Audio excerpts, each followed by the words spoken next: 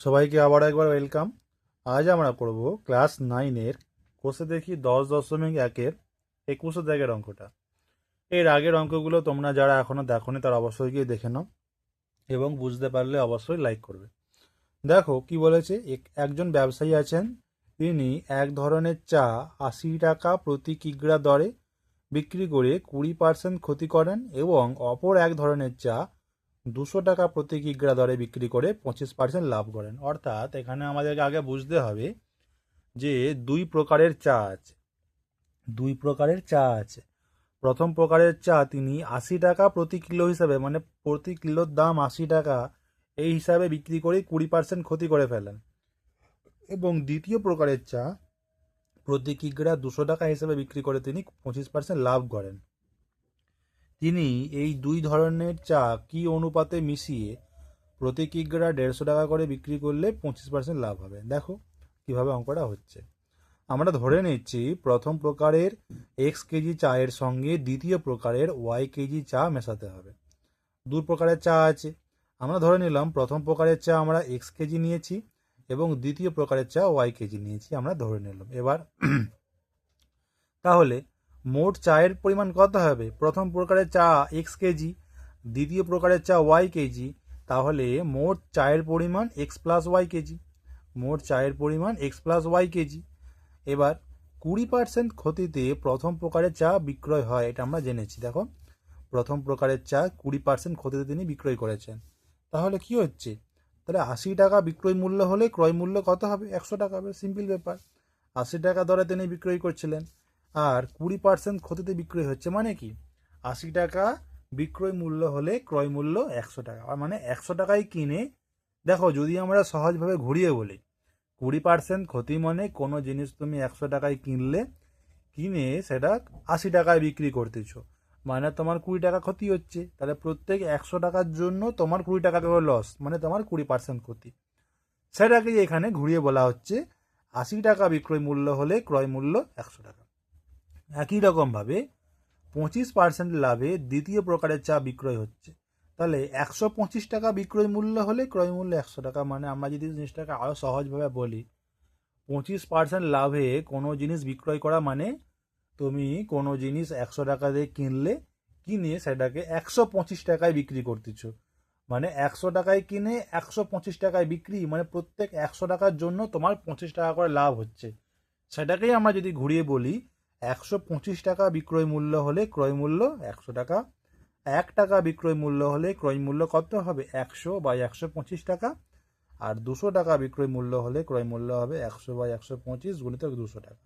এটা কাটাকাটি করলে আমরা পাবো 160 টাকা। মানে 125 টাকা বিক্রয় মূল্য হলে সেক্ষেত্রে ক্রয় মূল্য 100 টাকা, তাহলে 200 টাকা দরে যেই চাটা বিক্রি হচ্ছে সেই চায়ের ক্রয় মূল্য 160 টাকা প্রতি কিলো। এবার আমরা এক্স কেজি চায়ের ক্রয় মূল্য নির্ণয় করব। দেখো 1 কেজি চায়ের ক্রয় মূল্য আমরা কত পেয়েছিলাম? এখানে প্রথম প্রকারের চা 100 টাকা পেয়েছিলাম। প্রথম প্রকারের চা প্রতি কিলো মূল্য পেয়েছিলাম 100 টাকা করে। তাহলে এক্স কিলো চায়ের দাম কত হবে? 100 টাকা হবে, 100x টাকা হবে। এক্স কেজি চায়ের ক্রয় মূল্য কত? এক্স ইন্টু 100, মানে 100x টাকা। আর একই রকমভাবে প্রতি কিলো দ্বিতীয় প্রকারের চায়ের ক্রয় মূল্য ছিল 160 টাকা। তাহলে ওয়াই কিলো চায়ের পরিমাণ কত হবে? ওয়াই কেজি চায়ের পরিমাণের মূল্য হবে 160 ওয়াই টাকা।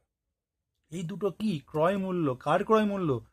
এক্স কেজি প্রথম প্রকারের চায়ের ক্রয় মূল্য 100x টাকা, আর ওয়াই কেজি দ্বিতীয় প্রকার চায়ের ক্রয় মূল্য 160 ওয়াই টাকা। এই দুটো হচ্ছে ক্রয় মূল্য। আমরা তাহলে এরপরে হিসেবগুলো কীভাবে দেখো।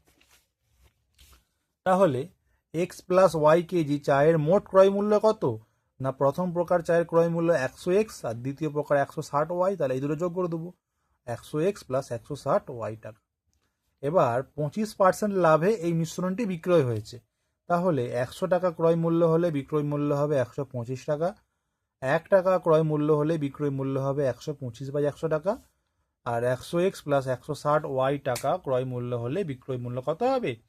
না 125/100 গুণিতক 100x প্লাস 160ওয়াই টাকা। এখানে আমরা যদি কাটাকাটি করি, 25×5=100, 25 25 125, তাহলে 5/4 গুণিতক 100x প্লাস 160ওয়াই টাকা। এখান থেকে আমরা সেই জিনিসটা পাচ্ছি, 5/4 ইন্টু 100x প্লাস 100, এটা হচ্ছে আমার কি বিক্রয় মূল্য, মানে 100x প্লাস 160y টাকা ক্রয় মূল্য হলে বিক্রয় মূল্য হবে 5/4 গুণিতক 100x প্লাস 160y টাকা। প্রতি কিগ্রা চা, দেখো প্রশ্ন বলে দিয়েছিল প্রতি কিগ্রা চা 150 টাকা দরে, দরে মানে রেট, প্রতি কিলো চায়ের দাম 150 টাকা, এই হিসাবে যদি বিক্রয় হয় তাহলে X plus Y kilo sorry এখানে চাল লিখে দিয়েছি, চা চায়ের চায়ের এক্স প্লাস ওয়াই কিগ্রা চায়ের বিক্রয় মূল্য কত হবে না 150 টাকা প্রতি কিলোর দাম, তাহলে এক্স প্লাস ওয়াইয়ের দাম কত হবে না 150 গুণিতক এক্স প্লাস ওয়াই টাকা। এবার দেখো দুদিকে আমার সমান করে দেবো, এটা হয়েছিল আমার এক্স প্লাস ওয়াই কিলো চায়ের তোমার 25% লাভে বিক্রয় মূল্য, আর এটা হচ্ছে তোমার অ্যাকচুয়াল বিক্রয় মূল্য 150 গুণিতক এক্স প্লাস ওয়াই, তাহলে এই দুটো সমান। এটা 25% লাভের কত টাকা হবে সেটার হিসেব, আর এটা প্রতি কিলো 150 টাকা হিসেবে মোট ক টাকা হবে এটা তার হিসেব, তাহলে এই দুটো সমান। তাহলে আমরা লিখে দিলাম 5/4 গুণিতক 100x প্লাস 160y সমান 150 গুণিতক এক্স প্লাস ওয়াই। এবার কি করব, দেখো এই 4 যেটা আছে নিচে এটা উপরে নিয়ে চলে যাব, 150-এর সঙ্গে গুণ হয়ে গেলে কত হবে 150 গুণিতক 4 সমান 600, তাহলে 5 ইন্টু 100x প্লাস 160y সমান 600 গুণিতক এক্স প্লাস ওয়াই। তাহলে 5-এর সঙ্গে 100 গুণ হলে 500x, আর 5-এর সঙ্গে 160y গুণ হলে 800y, 16×5 80 হয় 800y সমান 600 ইন্টু এক্স করলে 600x প্লাস 600 ইন্টু ওয়াই করলে 600y। এবার 500x তার সঙ্গে 600x বিয়োগ করে দেবো, 500x মাইনাস 600x সমান 600y, এই প্লাস 800y ছিল এদিকে গেলে মাইনাস 800y হয়ে যাবে। তাহলে দেখো 500x মাইনাস 600x সমান minus 100x is equals to 600y minus 800y সমান মাইনাস 200y।